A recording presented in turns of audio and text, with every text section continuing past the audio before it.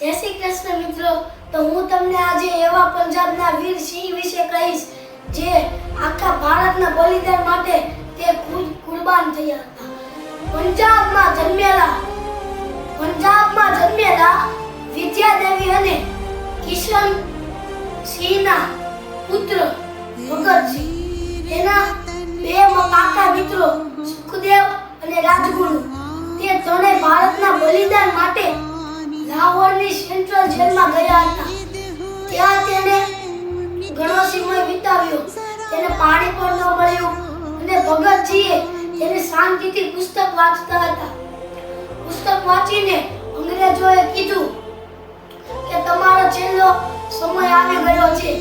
તો તે રાજગુરુઓને સુખદેવજી તે ફાંસી ઉપર ગયા અને દોરડા ઉપર રસ્તા મોઢે તેને કુરબાની આપી અને તેનો છેલ્લો નારો હતો ઇન્કલાબ જિંદાબાદ, ઇન્કલાબ જિંદાબાદ. આ છેલ્લા નારા વચ્ચે તેને કુરબાની આપી અને તેને અંગ્રેજોને એ પણ કીધું કે હું હાથે મરીશ, પણ તમારા હાથે નહીં મરું.